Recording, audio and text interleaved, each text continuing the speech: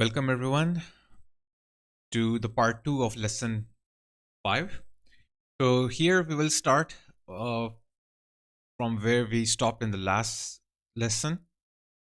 So basically we were working on the basic photo correction, and we stopped at uh, like adjustment, the different sort of adjustments. Now in this class we will start with the adjustment panel and more about the histograms. As well, we will check more about levels dialog box. We will check more about the curves dialog box, then cropping, straightening, contrast, shadows, and those kind of things. And so let's go. What I'll do is that I'll just open up an image here, like suppose this image.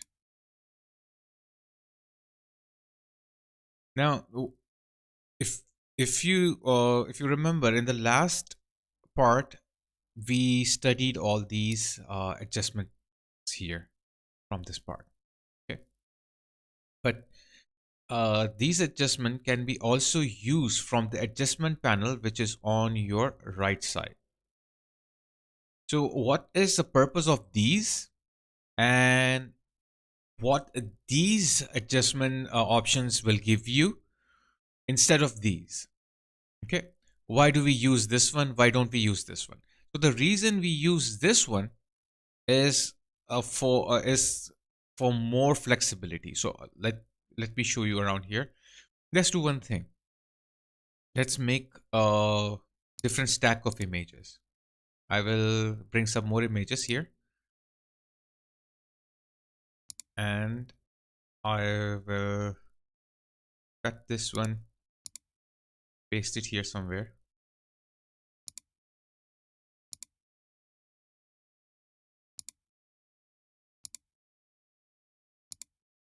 And let's open some more.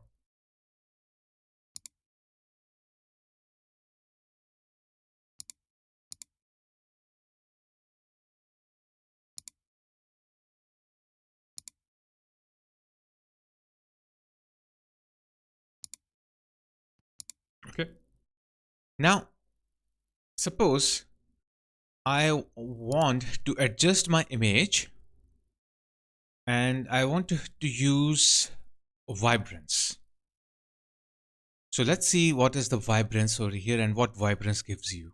If I will click on vibrance, it will give me this option, vibrance and saturation.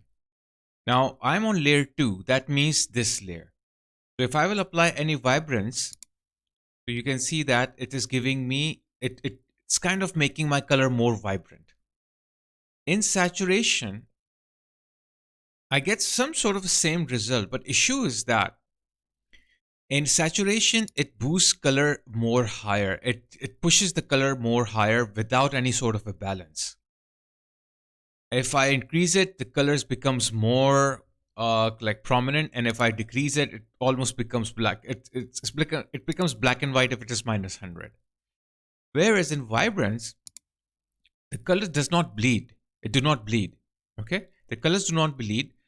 Plus, it balances the color. If I will reduce it to -100, the image do not become black and white. It becomes slightly faded, but not black and white. Like it becomes faded, but not black and white. So if you want your colors to like pop out more with a balance, so always use vibrance. And if you want to push it more, you have saturation also. So you can increase a little bit saturation, or you can decrease a little bit saturation. This is what vibrance do to enrich your image's color. It's best to use vibrance with the support of saturation. Then we have hue and saturation.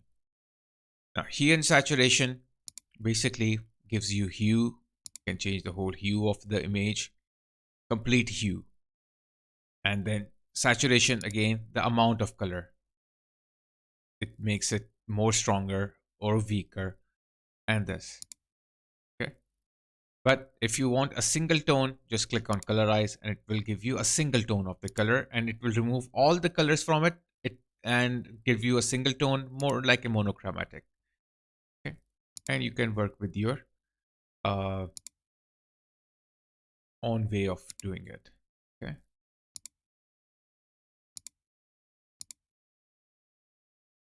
Then, like color balance, we have already gone through the color balance in our last class. Black and white, what it do is that it makes your image black and white. But not only black and white, it gives you these options. Suppose if you want the reds in your image to be more stronger, more black, so you can do that through this. Okay, so you can see her skin is becoming more darker and more brighter if I go to the other side. Similarly, yellow, wherever it will find the yellow tone, wherever it will find the green tone, because there is no green in the image, so nothing will change here. Purple, maybe her makeup, what she was wearing, like lipstick, was having some sort of a like purple magenta like tone. So this is how you can change these properties with the black and white. So if you want to turn your image into black and white with a particular or specific like settings, so you can use the black and white mode. Other than if you don't want that, if you want to just simply make it black and white, use desaturate, because it will make it black and white without any sort of a balance. Auto black and white, you can say. Let me undo this. And then we have here photo filter. Photo filter is like Instagram filters. So you have different filters here. Suppose sepia, I can increase the density of it, decrease the density of it. Or I can uncheck the luminosity, because luminosity is about the light. So if I want to preserve the light, I can click on the luminosity. If I don't want, I can uncheck it. And I can use any one of these filters to get the result what I'm looking for. So it's a Photoshop version of Instagram filters, you can say that. Next, what we have here is the channel mixer. You have 3 channels. Okay, if you're working on RGB, or if you're working on CMYK, so it will give you CMYK channels. So you can adjust these channels. You want more, less red, but more green, more blue, or something like that. Okay, and you can do the contrast, or you can make things monochromatic, means black and white. So your output is black and white gray. Color lookup. Basically, what this is, this works on LUTs. So LUTs you can find in the Photoshop. There are a lot of LUTs. You can download them. These are ready-made filters or pre-made filters you can download from anywhere. So not anywhere, I mean like websites that offers. So you can search on Google like LUTs for Photoshop, and you will get plenty of websites from where you can download them. So you can see what sort of a result you're getting out of this one. Okay, and you can have your own by clicking the abstract profile or device link, and it will guide you from where you can use them. From where if you have downloaded, you can use them here. Then invert, it converts your image into negative. Posterize will reduce the amount of details. Okay, and it will give you a posterized effect.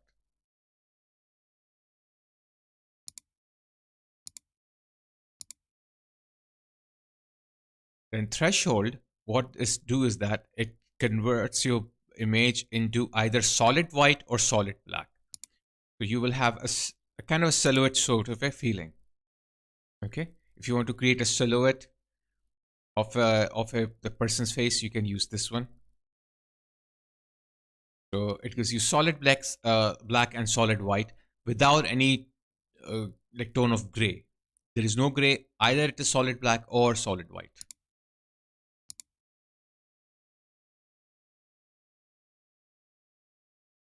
And gradient map gives you gradients, and with the help of the gradient you will get this sort of a result.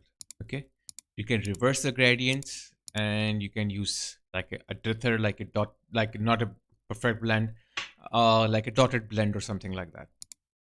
So there are a lot of gradients that you can use and see what sort of result you will have. If I will use this one, you will notice that it looks like a negative image. So if I will reverse it, it will look normal. So that you can also do with the help of gradient maps. So check what suits, or like what you like, use that. And if you feel that image is other way around, like for this one, because should be not reversed in order to see this perfectly, I can uncheck this. Okay. So it's a good practice to stylize an image, to make an image look more stylistic, more attractive. Now we have here like selective color. Now this is very interesting. If I will go to the selective color, now I can go to image. It will give me eyedropper. Now with the help of this eyedropper, I can click on any color, like suppose her lips. If I will click it here, you will notice that her lip color has been selected. Now, if I want to make this more brighter, so I can increase or decrease this. Okay. Based on that, it will change that like selective color. I can use the absolute value, means like not related to the color which I picked. Okay. And if related to the color I picked, I can use relative. Okay. Then you have different other colors option also. Like suppose I want to work on magenta only. So if I will change things, so you will see whatever have a magenta tone is now changing. So you can make your own preset. You can save it from here and work it around that. So that's with these. Now others we will just go later on. But if you have noticed, when I was applying any one of these adjustments, it was only applying on the layer that is selected. So for this exercise, layer 2 was selected, and whenever I was applying any sort of adjustment, it was applying directly on layer 2. It wasn't applying on layer 1, it wasn't applying on layer 0, it was applying on layer 2 only. What if I want to use hue and saturation, or for example brightness on contrast, on the whole image itself, on all the layers at once? So I cannot do that. I can only apply on a single layer through the adjustments from here. But if I want to apply the brightness and contrast on the whole image, then I have a second choice of using the adjustment property, the adjustment tool, and that is from the adjustment panel. One more thing here is that if I will go back here, brightness contrast, use some bright and contrast value here. I can use legacy, for example. Okay, I will get this sort of a result, or let's uncheck the legacy. I'll get this sort of a result. I'll press OK. Once I will do that, I will show it to my manager, my boss, or my client, and when they will see it, they say, okay, you had done this one, but I think you should make it more brighter. Now if I had closed this right now, I can go and press Ctrl Z to undo it. Okay, what if I have closed this file and reopened that? So when you reopen a file, all your history, whatever you have done, is gone. So at that stage, I will not be able to undo it. So now I have to go through the whole process again. So if if the case is that you want it to be changeable at any time, and you want to apply the result on the whole image, it's always best to use the adjustment from the adjustment panel. So let's have a look. Let's have an example. If I want to apply the adjustment, black and white adjustment on the whole image, so simple, if I will go to brightness on contrast, if I click over here, you will notice that the brightness on contrast layer has been made. And you will have the tools and properties over here. And one thing is that you will notice that the adjustment layer, the brightness contrast, have a mask on the side. So don't worry about the mask right now, because in detail we will study what a mask is and how we work on the mask in our later classes. But if you have any confusion regarding this, because the common question from the student is that, what is this white box? This white box is basically a mask. So don't worry about it. Just keep one thing in mind. The box is white. White means applying the color on, or applying the effect on the whole image. So to view a mask, you have to press Alt on your keyboard and click on this mask. And when you will do that, you will get this. You will move inside the mask. And when you will move inside the mask, it's all white. So all white means it will be applying on the whole image. If there is any black part, so whatever part is black, that black part will bypass the effect. Okay, so don't worry about that. We'll check on it later. Now I have this option, same option, bright contrast legacy. If I will change now brightness, you can see it's not changing the brightness of only this layer, it's changing the brightness on contrast of the whole all of the whole image, like means like all the layers that are underneath this, right? For example, if I will take this layer from here, drag it over the top above the effect, the adjustment layer. So what you will see is that now this is not affected. So what this tells us is that anything that is under the adjustment layer is affected, and anything over the adjustment layer is not affected. So that's what a good thing about it is. So it is very controllable. So you can affect all the other layers here. Now, other good thing about the adjustment layer is that if I will show it like this to my client and he says that this is too dark, please change it. So anytime, even if I have closed the file and reopened it, I can simply go to the adjustment layer and I will get this option right away. And I can easily change it whenever I want. So it is editable at any stage. So that's one of the good things about the adjustment layer. Now, suppose I don't want this effect on layer 1. So I can drag this one and I can move it up. So the layer will be, the adjustment will be not applied on the layer 1.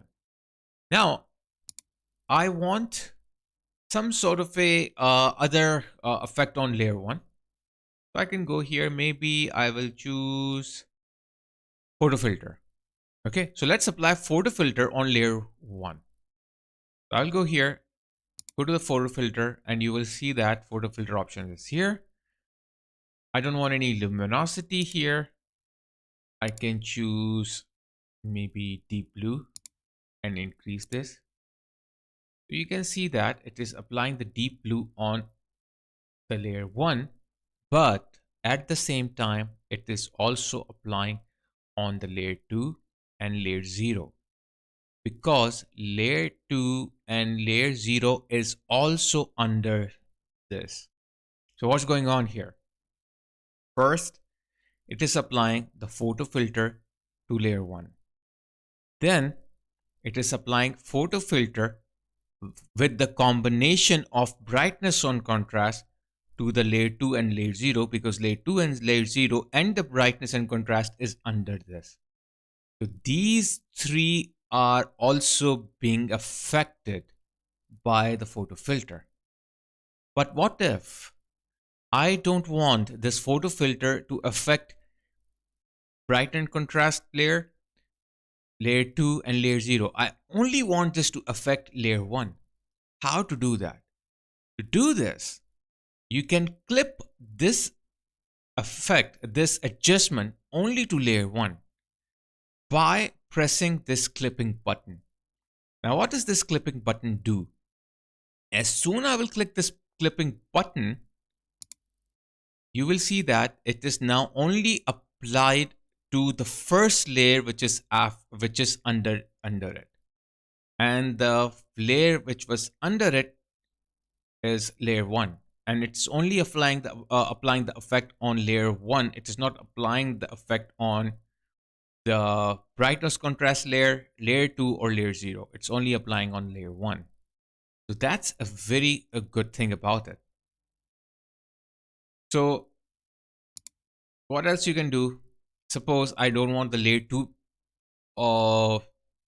under the like brightness and contrast. I want this to be under the photo filter also. So I will just move it over the like photo filter, like over the brightness and contrast under the layer 1. But when I will move it under the layer 1, you will notice that now this layer does not do not have brightness and contrast anymore, and it do not have photo filter as well, because photo filter I clipped it to layer 1 only, so it is affecting layer 1 only. It is not affecting layer 2, and it's not affecting these also. And as this layer 2 is not under brightness and contrast, it is not affected by the brightness and contrast also. So this layer is unaffected. What if I want this layer to get affected by a photo filter also? So what I can do is that I can just simply clip this one also with the photo filter. Okay, so first of all, I have to go here, unclip it, take these, okay, or take these two, okay, put it in a group, go back here and clip it. Now as they are in a group, so they are affected right under the photo filter. So that's how you can do that if you want two layers to get affected and right underneath, but you don't want this layer to get affected. Or for another thing I can do here is that maybe I don't, let's go here, apply this to layer 1 only, and layer 2 I will move it on the top, and I can go to adjustment layer. Maybe I can apply a black and white. Okay. Or yeah, let's take a look at black and white. Where it is? Yeah. And this black and white, I only want to affect. Now you can see that black and white is affecting all the other layers here because it's not clipped right now. But as soon as I will clip it to the one which is right underneath, it will be affecting the like this layer. So 3 layers with 3 different adjustments, and these adjustments you can change anytime you want. Okay, so maybe I can change this, something like that, and later on I can come back and I can change if I need to change it. So that's all about the that's a benefit about the adjustment layer actually. Now there are many other options here. There is clipping. Okay, so as you will hover over it, it says this adjustment clip layers like clips to the bottom layer. Okay. Next to it, we have press to view previous state, like if how it was previously. Okay. Like before changing the values, how it was. This is to reset the values. Like I want to reset the values and bring up the regular value. Then I can change it. Because sometimes what happens, you change the whole thing and you don't know like how it was, like what was the original value. So you can always reset it in case you want to reset. So it's totally up to you. You can hide and unhide the effect, and you can delete if you want. So that's about the adjustment layers here. On the top, you will see mask, but as I told you, we are don't worry about the mask. We are going to work later on with the mask. Now let's have a look at the mask right now. Let me hide or let me delete these. Let's do one thing. For a quick deletion, I will select all of them with the shift key, press delete. I just only want this. So hiding this will bring up my original image. Unhiding will show me how it is affecting. Now notice, if I press Alt key on my keyboard and click on the mask, the whole thing is masked here. Okay, like sorry, whole thing is basically white. That means no mask is affecting it, and the whole layer is affected by the adjustment layer. If I will create a mask of a black color, like suppose here, or let's do one thing here. Let's make a selection here with the polygonal tool, like a triangle sort of thing, and fill it with the black color here. Now, this part is white. This part is black. Let's do one more thing. Let's write here W and change its color to black. Make it a little bigger.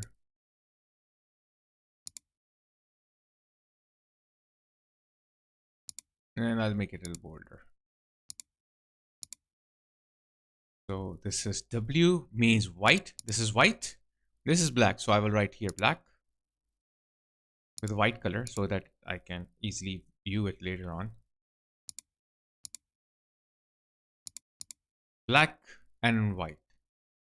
Why I did that? So that when I will move out, you can easily see what is black, what is white. So now let's see how the effect will be. You got the idea? Whatever is white, this is the white area, is affected by the adjustment layer. And whatever is black bypasses that effect. It means like it's not affected by the adjustment layer. So you can create your own mask. You can paint over your own mask. Let's do one thing here. Let's go back here. Turn everything back to white by making a white rectangle with pixels over it. This, and you will notice there it is. Okay, everything is affected. Now I will take a black color. Like I will take a brush and black color here, and I will go inside the mask here and start painting something with the black, just like this. And if I will come out, you can see that areas are not affected. What if I don't want the background to get affected, or I don't want her like the face of this man, like I don't want this man like face to get affected. I want to keep it unaffected, the man's face. But going back and forth will be a little harder because I don't know where his face is. Otherwise, I can easily paint his face. The quicker way to do that is you can stay on your adjustment layer, and instead of pressing Alt key and going inside your mask, you can just click on the mask. Don't press Alt. Without pressing Alt, just click on it. Now what is selected is the mask. So whatever I will paint on will be not on the adjustment layer, will be on the mask of the adjustment layer. So black means to bypass that part from the effect, like keep that area unaffected. So I want his face to stay unaffected. So I will take a black color and paint his face with the black color. If I will start painting, I'm make and keep in mind I'm painting on the adjustment layer. So I will take this and I'm painting with the black color here actually. And notice that it is showing what I have painted. So I can easily paint on his face just like this. Keep on doing. I'm just doing roughly, like if you have time, you can do it more quickly. I'm just doing a rough mask just to show you around. Okay. And I can make the mask, the brush size a little bigger. Paint it. So you can see that if I will go back inside now, press Alt key and click on the mask, you can see this is sort of a mask I had created, but some areas are left, so I can paint this because printing from here will give me a bigger picture. Now if I go out, but I don't want this effect. I can go back here, take my rectangle tool, take a white color, make sure this is pixels, and drop it over here. Sometimes what happens, you want a particular part to stay unaffected. So I can zoom in, take my brush, click on the mask, and only paint the eyes if I want only the eyes to stay unaffected.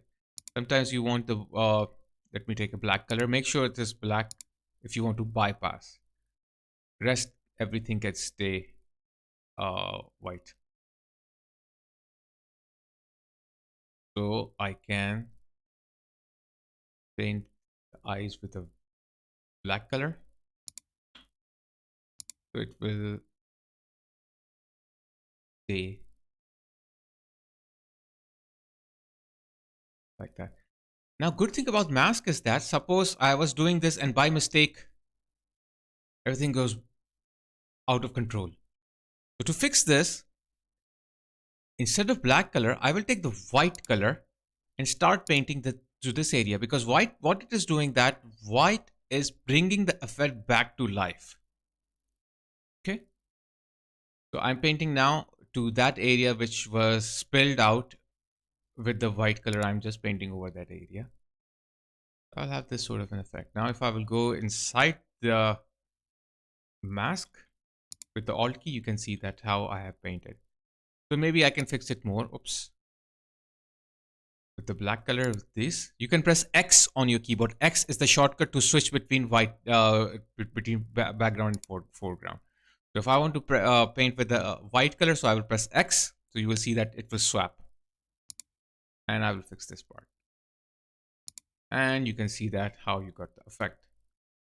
Okay. So now if I'm applying any sort of a adjustment layer, I will just double click on the adjustment layer. I can work on the brightness and contrast, and you will notice that it is only affecting the eyes. Okay.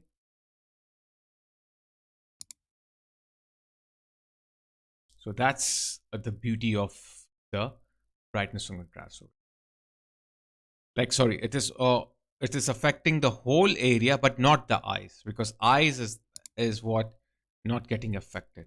Eyes is staying original, whereas other area is getting affected. Sometimes what happens, you want to flip the effect, means like I don't want the eyes to get affected, I want the whole other part to get affected. So you can go back to your mask by pressing Alt and clicking on the mask. Here I have to invert the mask, so white will become black and black will become white. So I can go to image, adjustment, and invert, and it will do that inversion. Now if I will go out, so the eyes are not getting affected, the whole other area is getting affected. Okay. And now you can see that it is affecting in this form. Okay. Now the only thing that is getting affected is the eyes. So you can see I can make the eyes brighter, contrast it, or whatever result I'm looking for. So I hope that's clear about the adjustment layers, the use of adjustment layer, the use of mask. That's how it actually works.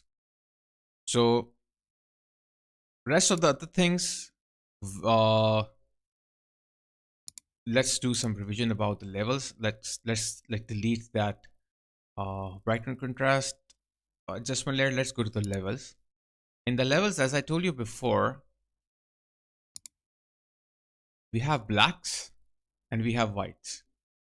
If I will push this, the black will be affected. Like the black will be, it will increase the black value more. If I will increase this one, the white value will be increased more. So in order to demonstrate this more perfectly, let's do one thing. Let's hide for now the levels adjustments. I'll go back to adjustment and create black and white or desaturate. Where is desaturate? I think is there any desaturate here? I don't think there is desaturate. Only black and white or saturation. I will just choose black and white. That's all. The reason I did that, so you can get a perfect picture of levels. Now in the levels, if I will push this, you can see the black is kind of like coming out more. It's getting more prominent, the black color. And if I will push like this one, so white is getting prominent. Middle value is the mid-tone, the gray value, like the gray value. So you can make any image, or like you can increase or decrease the value of any image by making this just this. Okay. So now I have a good black and white prominent value here on the image. And if you think this is the good result, but I don't want it to be black and white at this stage, just hide the black and white layer or delete the black and white. But if you want to keep it, you keep it. Okay. So let's hide the all like both of them. So we can go to adjustment and check the curves. And the curves also we checked in the last time, like just like levels we have here, the histogram. If you look at the histogram, the whole histogram is perfect because it is in the middle. Okay. So it's better to keep it in the middle. And to check it around, like how you're doing it, you can open up the window here, go to histogram, you will see that here. So you can have an luminosity here, or I think the better is RGB. Just click on RGB so you get this value same as what we are looking at. So this is the black value, dark value. This is the light white value. So if I will click here, move it down, you can see that it's moving towards, it's just leaning towards the black area. Okay. And if I will delete this point or move it outside, to delete any point, just click on it and drag it outside, it will be deleted. Now if I will increase the white area, you can see it is leaning towards the white. Curves will give you a bit of a nice result, okay, without like distorting the pixels more, or deforming the colors more. Like you will not have a lot of color bleeds over here. So let's turn on the black and white from here. Let's pull more black. And make sure when you're working on curves, if you have this flat line, and it's better not to have a flat line, because flat means it's like a flat value means dead value. Like in the vital signs, when someone is on the bed and he's sick and he have vital signs on like monitor on just to check if the person is alive or not. So if the heart is beeping, they have ups and down. But where like there is a flat line, it's dangerous. The person is dying. So it's something like that. So never try to never keep things flat. A bit of a curve you can keep. Okay. Same thing on the top. So this is how I will get the result if I want to increase a value here. Now I can go in the middle and try to change the middle value, but it will, you know, produce some flat lines on the top or on the bottom, depending what we are doing. You have to be a little bit careful with the middle value, or just pull it out. Now, if I hide this one, unhide this, you can see that how the graph is when I was working on levels, and how the graph is when I was working on the curves. So let's unhide the black and white and see how the levels looks like. Levels makes the image, you can see, as more reddish. The color is more bleeding out. Whereas if I will go to the curves, I will not have that sort of an effect. But sometimes this is good if you're working on some 3D and like 3D modeling and animation, and you're working on skin and creating a subsurface scattering map. So it will tell you like what part of your image will have a red amount, means blood flowing, and what part of the image do not have a blood amount, like this area which is turning yellow. For study purposes you can use this, but for artistic purposes I think this will be fine. Now, one good thing about the adjustment layer is how strong you want the adjustment layer. Every adjustment layers, just like normal layers, you have opacity. Now I will go to this image. If I will increase or decrease the opacity, you can see it was increasing or decreasing the transparency of it.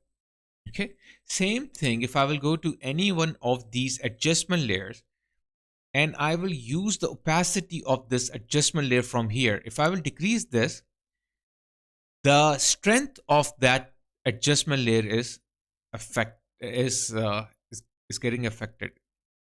So you can increase or decrease the strength of the effect also. This is this is very handy. Okay. Sometimes you like the effect, but you don't like the strength of it. So you can apply it and then control the strength with the opacity. If I will go here, turn it off. This was before curves, and this is after curves with 63% opacity. And you can see that while doing this, I'm getting a nice like histogram, because everything is in the middle rather than pushed out on the sides. Okay, so that's one way of doing this adjustments in your image. Now let's take a look at some different other stuff.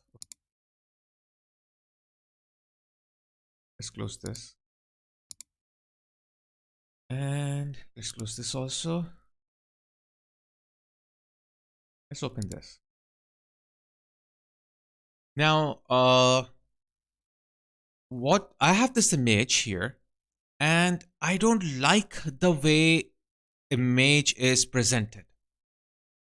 I want to change its orientation. I want to change its framing. Do that, I have a tool here, which is a crop tool. Okay, so how I can work on the crop tool? I'll just go to the crop tool and it will give me this option. I can rotate my crop tool by going on the corners, and then I will choose what I want. Maybe I can rotate a little bit more. I want this to be straight. Then I can increase the size of it so I can cover the whole thing. And when I'm satisfied, I can press the check mark and I will get my crop option. So this is how I got it. Maybe let's do one more thing here. I will go back here to my crop tool. So it will give me a crop tool here. Or what you can do is that you can also create your own crop tool by drawing over just like this. So you can make your own, or you can just click over here and it will create on the whole image. So it's up to you. Now, here we have some options.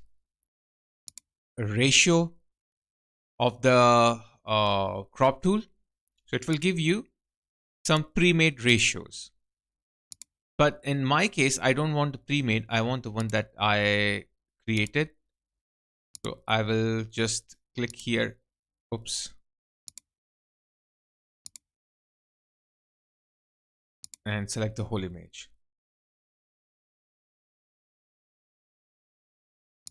Undo it.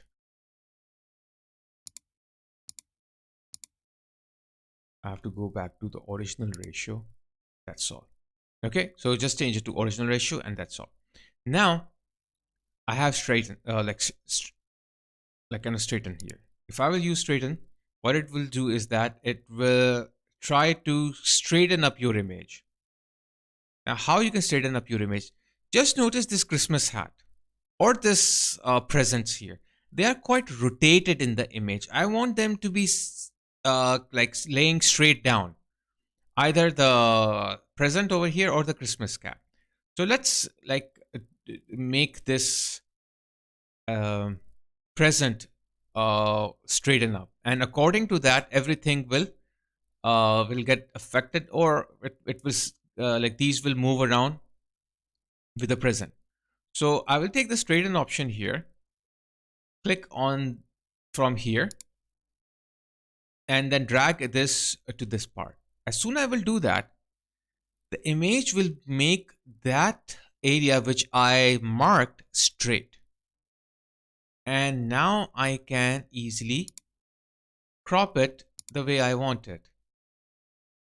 Small crop, big crop, rotated, unrotated, or original. Okay. Now I have this option called content aware. Notice these white areas.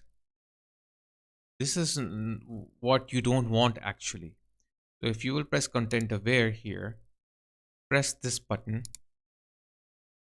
So it will take a little time, do a little process here. And it will fill those white areas with the best possible background. Okay, so the best way to do is that use the content aware, and that's what you get. Aesthetically, it's not balanced. You can have more space here, less space here. It is even not asymmetrically balanced too, but that's another case. Now you have different sort of crop tools. So if I want to crop it again, let's select this whole thing. And let's see what kind of crops we have. We have grid sort of crop. We have diagonal crop. We have triangular crop. Okay, and then we have here golden ratio. So we have golden spiral. So all these are basically for balancing your image. Now, let's see in the golden ratio, if I will move this around, try to fix this so that the golden ratio follows it. So you can see it is following the path very clearly. You can see that looks nice. So I will press check mark so you can see it will give me a nice flow based on the golden spiral. So this is how you can crop the image and you can straighten up your image. And suppose I want my Christmas cap to get straightened. So I can just click here and make a line over there. Instead of golden spiral, I will choose rule of third. I'll make sure I have content aware selected so that these white areas will be filled up with the best possible background.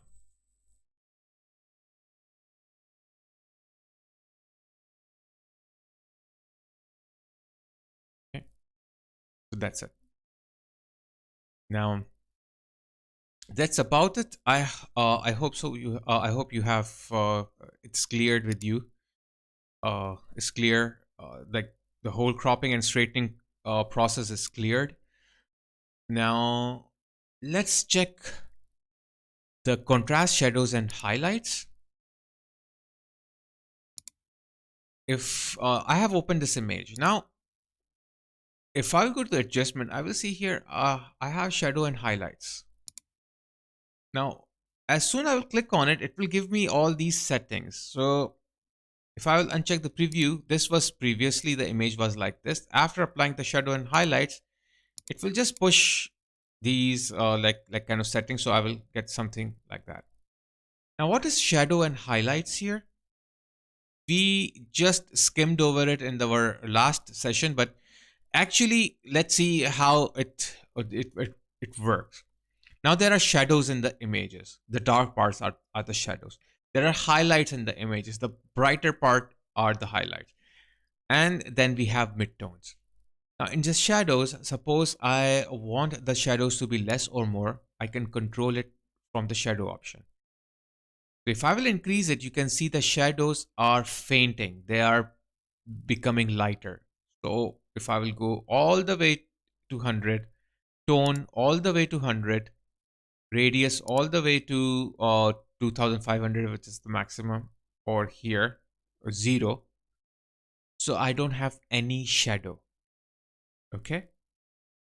So now I want to bring the shadow amount, bring back how much shadow I want. Maybe I want this much shadow. Tone, do I want a dark tonish shadow? So I can bring it more. Okay.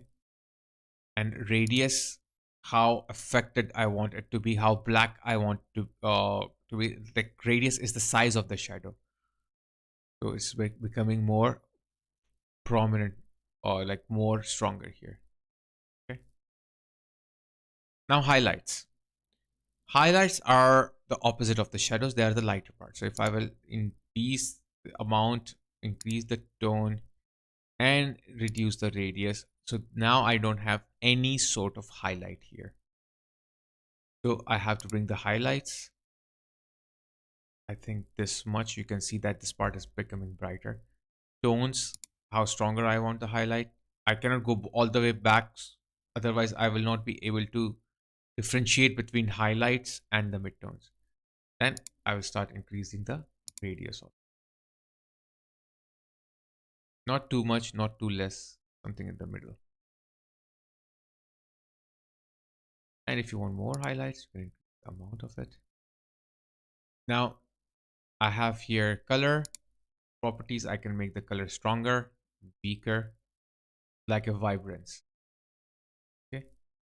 Then midtone, the gray value.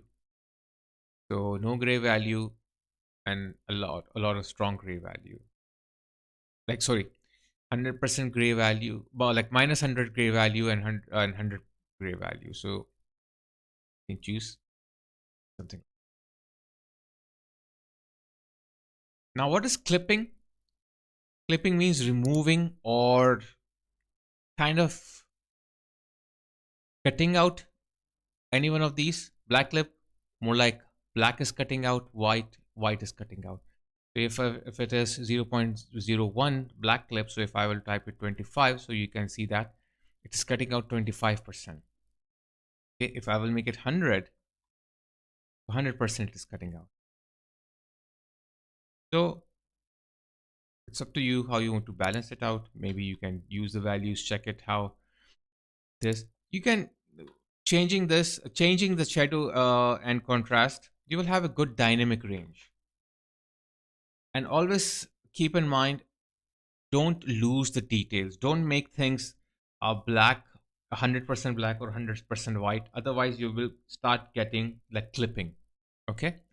So like your black will make the part invisible, the dark part invisible. Like it will be not visible. And if you will increase a lot of white, so it will make the white part, the bright part clipped. That means you will not be able to see that. So I can save this. I can do load it later on the other images, or if I want to apply it, I can press OK, or I can just cancel this.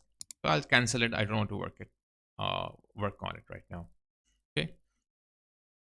So that's what do we have here with the shadow and highlights. Basically, for photography purposes, it is used a lot. One thing here is that in any one of these, not for all of them, for some of them, I'll go to brightness and contrast, I have auto value. What it do is that it analyzes the dark and the white amount, and it will try to move that histogram,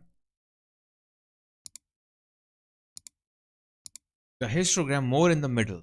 So if I will press auto, it will study the histogram and try to move all these levels in the middle, centered, okay, according to it.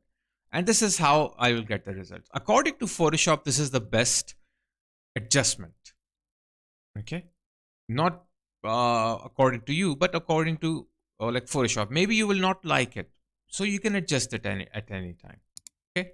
You can do the same with from here, because if you're doing from here, you can adjust it at any time, readjust it, delete it, or you can apply in multiple layers, up to you. Now let's see some more tools here. I have here some tools called dodge tool, burn tool, and sponge tool. Now these tools, why it's called dodge, why it's called burn, why it's called sponge. In photography, when they were developing inside the dark room, whenever the photographer wants some part of the image to stay brighter, he used dodging technique. What was the dodging technique? There was a tool with a disc and the stick. So when the photograph was under the light and he was exposing the photograph with the light, he used to use that stick with the disc to dodge the areas. Means like that area will be affected with brightness. It will get brighter, and you are increasing basically the highlights. Burning was opposite.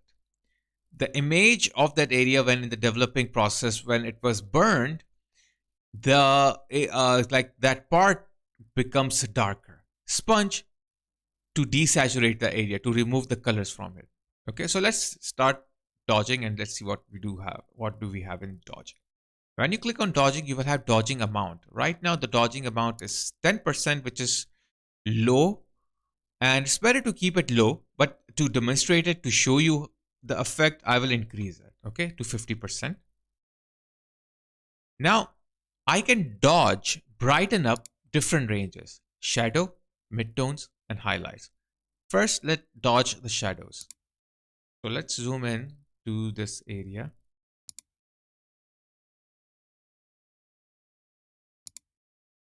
And let's dodge this darker area here with this, with like the shadow.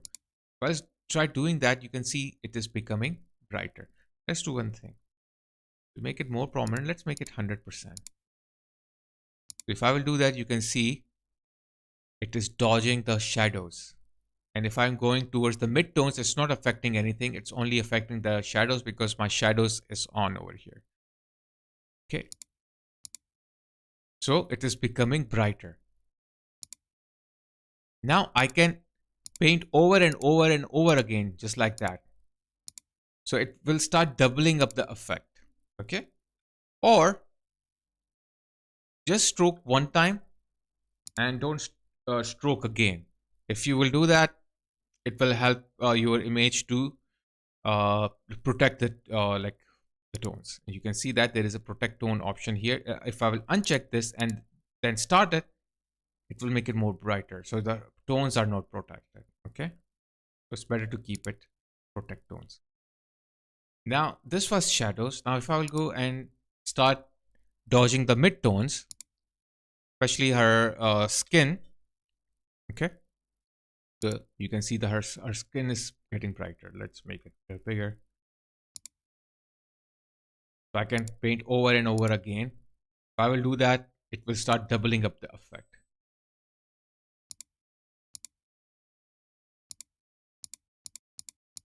Okay. Let's undo this. Then we have highlights. So the brighter part will get more brighter, like these parts. That. And then that's all. Okay, let's do one thing. Let's open up another image to demonstrate burning. I hope that dodging is clear. Now let's go back to burning. Same thing. You have exposure.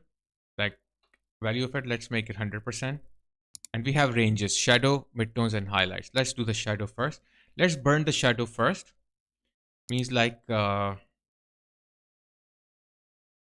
make the shadow more darker. So you can see that here I have dark part. If I will uh, burn it, you can see that it's becoming more darker. Okay. So wherever his shadow is becoming more darker. Then we have midtones like his skin or the gray values. So I can burn the skins as well.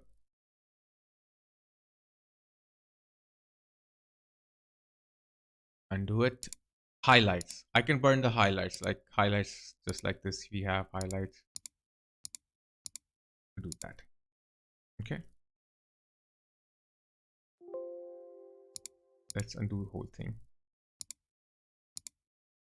So that's how you use the dodging and burning. So sponge is basically the same thing you have, and it have saturate or desaturate. If I will make the flow 100% and desaturate, wherever I will be painting, that part will become black and white. Okay. You can increase or decrease the flow of it. And if I will do the opposite, like saturate, it will become more and more like a kind of pushy, bleeding out. That's it. Now, what is the practical use of dodging and burning? They are used in photography to highlight, uh, like if you have highlights, you want to make them more prominent. So you can use that. If you have dark areas, you want to more refine them, you can use them also. For example, in our image here, I have some highlights. I wanted to make it more prominent. So I will use dodge, go to highlights, but not that much, maybe 10%, and go to the highlight areas. And with this small brush, I can just paint over it like that.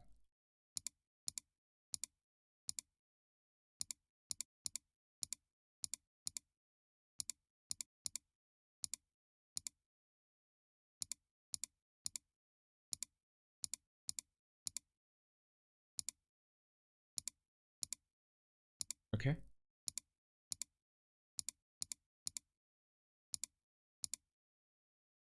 Now, ideal way is that instead of doing on the original image, you can duplicate the image and start continue with it, so that your original image is saved. Right now, I just started with the background image with the original, but it's not a recommended way to do it. You just have to duplicate it and then do it on on the duplicated layer, so your original is saved.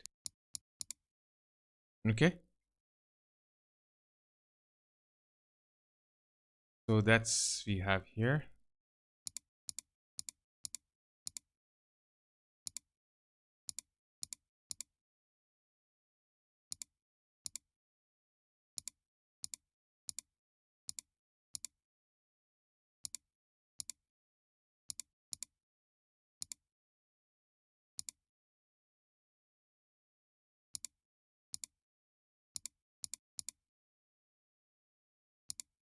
So something like that. So if you will notice, I have taken the highlights part and made them more highlighted, which makes the skin more oily. Okay. Same way, I can take my burn tool and I can burn the areas. Like suppose make the area darker. So if I will take the shadows, reduce the values to 10. Okay. And I can start doing this.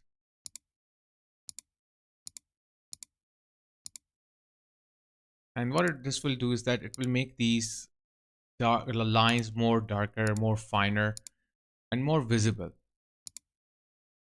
So I'll get a nice result out of it. Like I will get a good result out of it.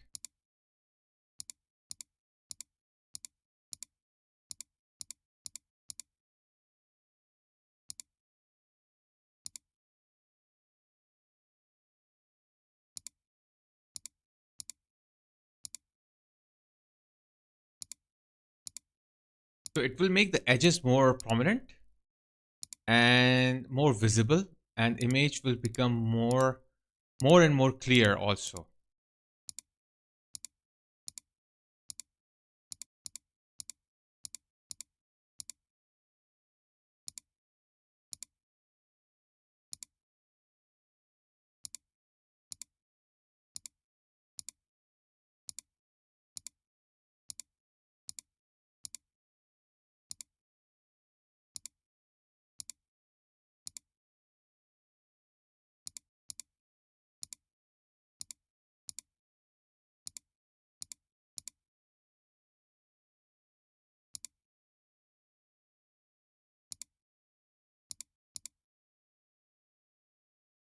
Okay.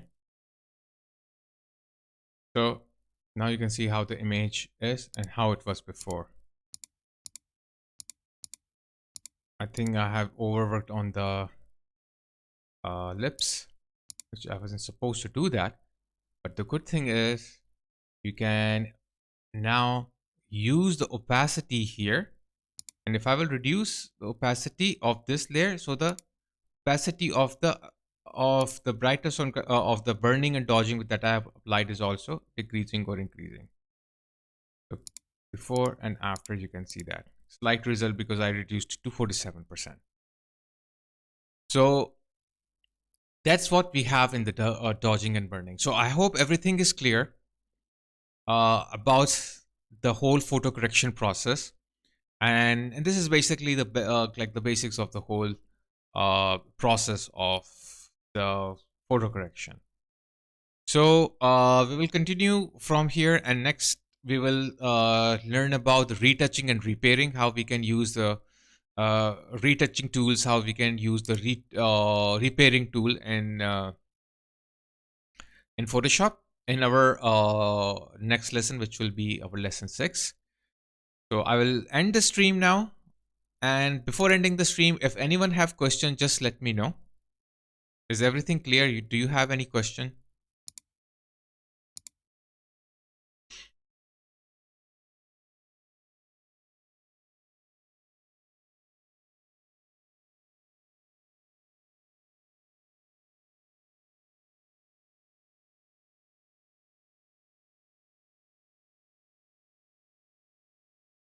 Okay, so if there's no question, let's move to Blackboard and I will end the stream now. So take care and we'll meet on the lesson 6.